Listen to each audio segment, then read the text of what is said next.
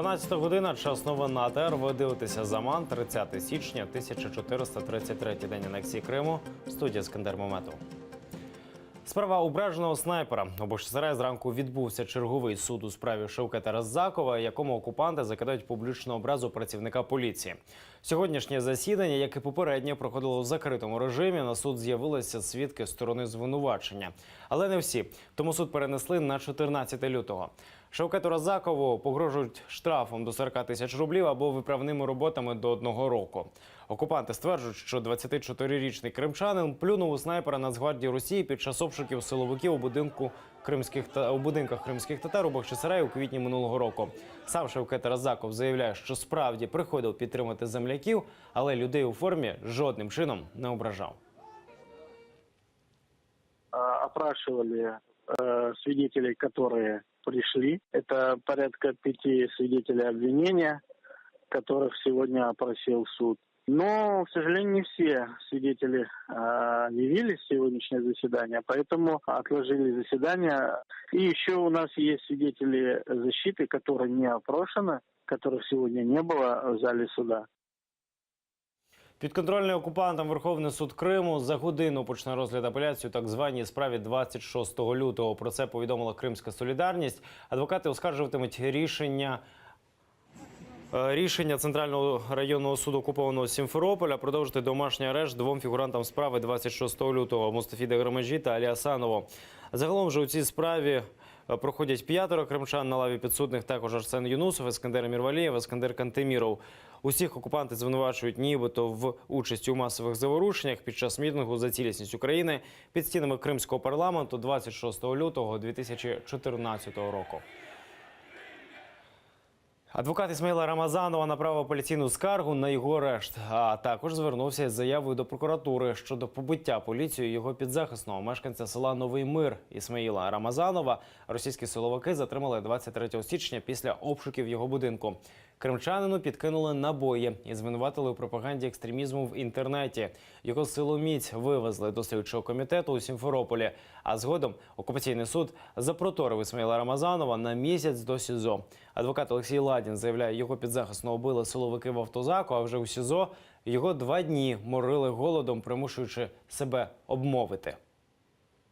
Исмаил Рамазанов в ходе конфиденциальной беседы пояснил мне, что сотрудники ФСБ применили к нему пытки. Сначала избиение началось в момент проведения обыска, потом избиение продолжилось в служебной машине. Там они его избивали, пытаясь принудить к самооговору. Ему нанесли множественные удары в район почек по спине. То есть отбили почки, вывихнули пальцы, его избивали, в том числе по затылку, по рукам, по ногам избивали. Ему угрожали изнасилованием и, если не ошибаюсь, пыткой электрическим током. Рідні Енвера Кроша приїхали навідати його у слідчому ізоляторі, однак окупанти майже всіх відвідувачів розвернули на вході. Побачення дозволили лише дружині. Енвера Кроша затримали 25 січня після обшуків російських силовиків в його будинку у Джанкої. Кримчанина звинуватили у поширенні екстремістської символіки в соціальних мережах і в той же день присудили йому адміністративний арешт – 10 діб у СІЗО. 3 роки тому Енвер Крош вже побував у застінках Джанкойського відділку поліції. Тоді йому пропонували співпрацю із ФСБ і за відмову піддавали тортурам. Говорили, что могут зайти брат, жена, мать, отец, в общем, близкие. Сейчас получается, что меня не запускают. Говорят, вот на жену там резолюция оформлена, что жена должна. Только одно свидание за все место пребывания. Это начальник дал такое добро. Українці в окупованому Криму зможуть звертатися до прокуратури в електронному форматі та навіть через відеозв'язок. Сюди вони можуть писати скарги щодо порушення їхніх прав. Зв'язок кримчан з прокуратурою буде відбуватися 3 рази на тиждень. Докладніше в сюжеті. Здоров'я, освіта, навчання рідною мовою та постійні обшуки у будинках кримських татар. Якщо порушуються права з боку окупаційної влади, прокуратура Криму закликає громадян України звертатися до них. Пропонують два способи зв'язку – скайп та електронний формат. Спілкування в даному випадку не обмежено для відповіді на конкретний дзвінок. Тобто ми не зможемо дати відповідь на її запитання і надати поради. Можливо, в деяких випадках варто буде ще написати до нас ще електронне звернення, де ми зможемо залучити працівників інших структурних підрозділів для того, щоб максимально вирішити ту проблему, з якою особа звернулася. У прокуратурі кажуть, всі порушення фіксуватимуть та намагатимуться допомогти українцям з окупованого Криму. На сайті відкрили форму анонімних повідомлень. Це зроблено заради безпеки людей. Така форма, вона створена таким чином, щоб максимально захистити будь-яку інформацію. Безпосередньо надійшло дане повідомлення. І якщо дані обшуки або затримання людей проводяться на підставі незаконних рішень окупаційної влади, то безпосередньо відкривається кримінальне провадження. Ці факти фіксуються. У перший день до прокуратури через анонімне онлайн-інформування звернувся кримчанин, який розповів про примусовий призов до Збройних сил окупанта. Надійшло до прокуратури два анонімних звернення, які стосувалися незаконного призову до лав Російської Федерації кримчан.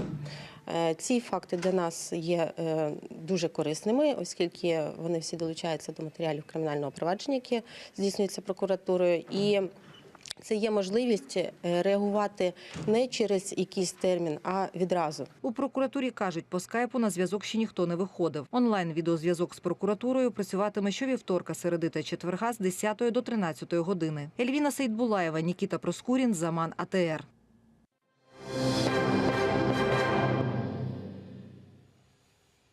Окупаційна прокуратура у Криму передала до суду звинувачення щодо одного з фігурантів так званої справи українських диверсантів Андрія Захтея. Йому закидають статтю «Незаконний обіг зброї або боєприпасів». У серпні 2016-го в російському ФСБ повідомили про затримання у Криму групи українських диверсантів, які нібито готували теракти на півострові. До слова, Андрій Захтей значиться в чорному списку українського сайту «Миротворець» як пособник російських окупантів і провокатор.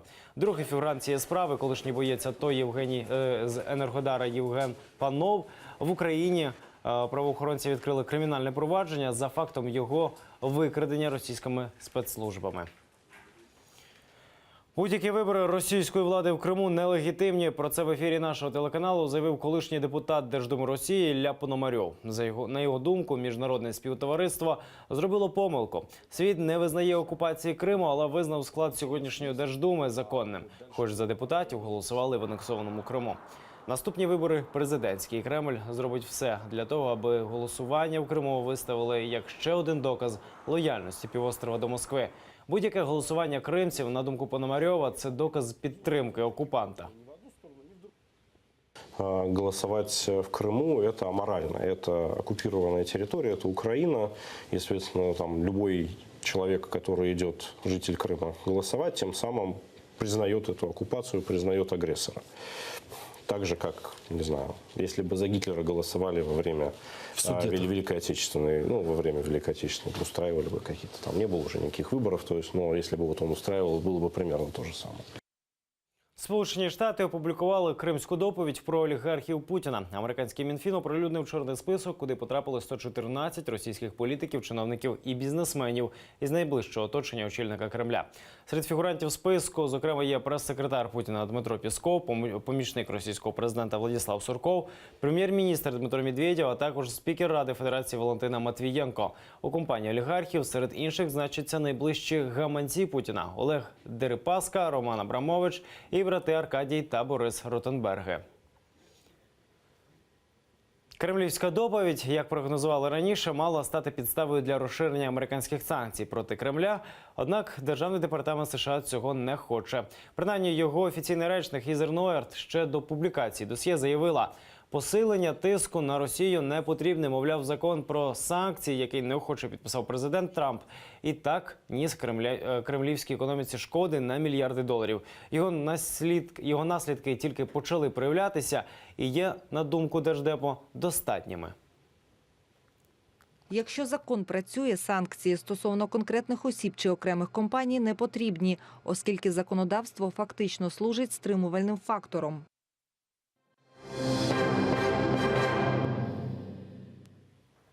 Пальмова гілка з войовничим запахом. Президент Туреччини Реджеп Тайп Ердоган пообіцяв очистити всю зону кордону з Сирією від терористів. Про це він заявив на засіданні правлячої партії «Справедливості та розвитку». А у цьому районі вже 2 тижні триває турецька військова операція «Пальмова гілка». За цей час курди змушені були відступити зі стратегічної висоти пагорбу Бурсая. Це відкрита дорога для турецьких військ у регіон Афрін, який контролюють загони сирійських курдів. За словами Ердогана, операція дозволить очистити зону від терористів і дасть змогу біженцям повернутися у регіон. Вашингтон вже заявив протест з цього приводу. Сирійські курди при підтримці США воюють проти загонів терористичного угруповання ІДІЛ. За час операції, за даними військового штабу Туреччини, було знищено близько 300 курдських вояків.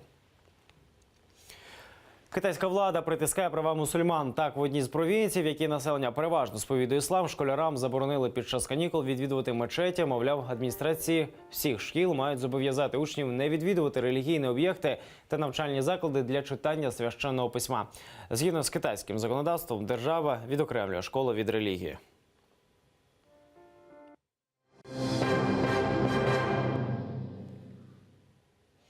Російські школярки заплювали вічний вогонь. Меморіал Другої світової війни сплюндрували на Кубані. Інцидент зняли камери спостереження. На відео видно, як 2 школярки гріються біля вогню, а потім плюють у нього і роблять селфі. Особи неповнолітніх вандалок встановили, але не розголошують. Відомо, що в школі їм довелося писати пояснення такої аморальної поведінки. І в записках дівчата зазначили, що не знали про цінність цього меморіалу. Це всі новини на цю годину. Не пропустіть наступний випуск «Заман» о 1-й годині і залишайтеся з АТR.